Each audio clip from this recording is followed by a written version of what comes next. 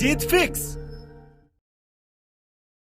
एक सामान्य परिवार की लड़की रात के समय ट्रेन की जनरल बोगी में सफर कर रही थी। वो लड़की नहीं जानती थी कि कुछ ही समय में ये सफर अंग्रेजी में कहे जाने वाले सफर से भी ज्यादा तकलीफ देने वाला बन जाएगा। उस ट्रेन की बोगी में कुछ गुंडे लूटपाट के मकसद से आए और उस लड़की की गर्दन से चेन छीनने के लिए जबरदस्ती करने लगे। इतनी पब्लिक में किसी की हिम्मत नहीं हुई कि उन गुंडों का विरोध कर सके, लेकिन शायद किसी को नहीं पता था कि ये लड़की कोई और नहीं बल्कि भारत की एक नेशनल वॉलीबॉल प्लेयर है और उसको अगर किसी मैच को जीतने के लिए जितनी भी मेहनत की कीमत चुकानी पड़े वो चुकाएगी। उस लड़की ने उन गुंडों का विरोध करने की कोशिश करी, लेकिन बदमाश गुंडों की आंखों में किसी की जिंदगी की भी कोई कीमत नहीं थी। वो कई थे, ये एक थी।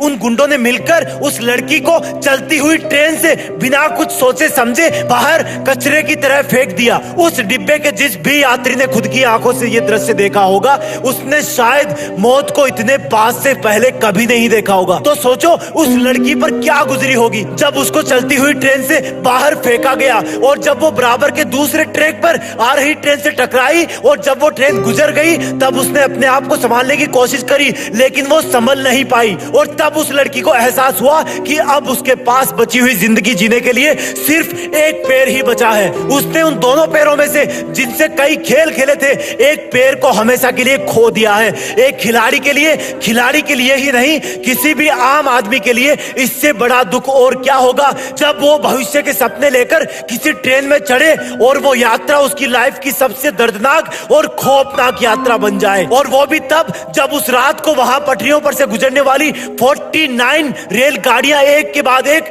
और आने वाली हो। और वो भी तब जब वहां रात के डरावने अंधेरे में कोई जंगली जानवर या चूहे उसको जिंदा खा जाने के लिए तैयार हो। तब तक किसी को नहीं पता था कि भारत की एक national volleyball player railway track पर ऐसी हालत में पड़ी हुई है जहां पर उसको भी नहीं पता कि उसकी जिंदगी की ट्रेन यहां से आगे चल पाएगी भी या नहीं। ट्रेन की पहली टक्कर के साथ ही उसकी आंखों के सामने अंधेरा छा गया था और शायद मन में ये चल रहा था कि कोई तो मदद के लिए आए, कभी तो इस रात की सुबह हो।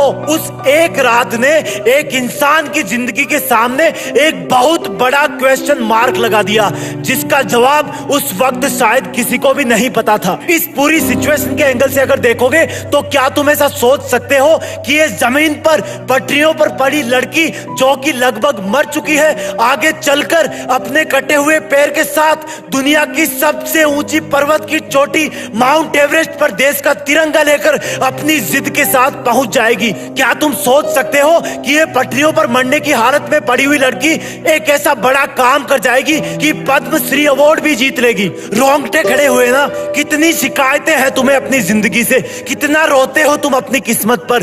कभी ऊपर वाले को ब्लेम करते हो, कभी सिचुएशन को ब्लेम करते हो।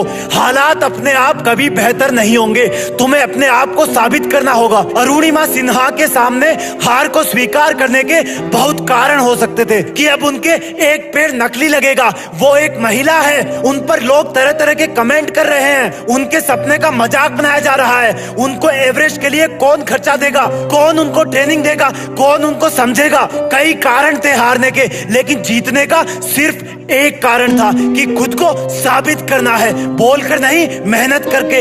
अरुणिमा सिन्हा कैसे जैसे उस वक्त से बाहर आई, उन्होंने ठाना, और ठाना भी तो क्या ठाना, 1000 सैल्यूट है इनको कि इन्होंने शिकायतें करने की बजाय साबित करने को ठाना। व्हील चेयर पर बैठने की बजाय दुनिया की और दुनिया के सब महाद्वीपों की सबसे ऊंची चोटियों को अपने कटे हुए उस पैर के नीचे कुचलने की ठानी, जिस पैर को गुंडागर्दी की वजह से एक ट्रेन ने कुचल दिया था। एवरेस्ट चढ़ना तो दूर, ऐसे हालात में अगर ऐसा कोई सोच भी ले तो समझो वो विजेता बन गया है और अब सिर्फ साबित करना बाकी है। अगर सब शिकायतें और किस्मत का रोना छोड़कर अपने मन में जीत फिक्स कर ली तो फिर खुदा भी उसको नहीं रोक सकता। ऊपर वाला भी तभी तुम्हारे बारे में सोचता है जब तुम सब शिकायतों से, किस्मत के रोने से बाहर आकर अपनी जिंदगी के लक्ष्य के बारे में सोचते हो, उसको पाने के लिए अपनी हर एक सांस कुर्बान करने लग जाते हो। लोग तुम्हारे बहुत बड़े सपने को सुनकर मजाक उड़ाएंगे, उड़ाने दो, क्योंकि वो नहीं जानते कि जिस इंसान का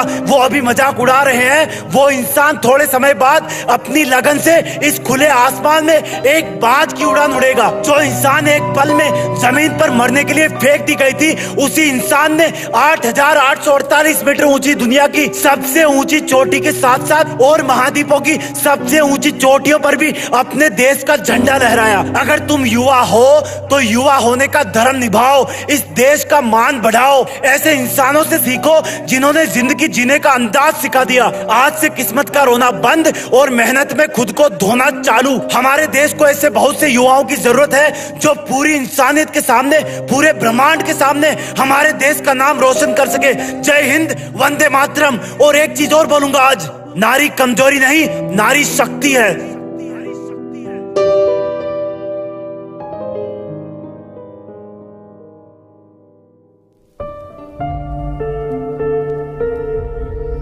जीत फिक्स।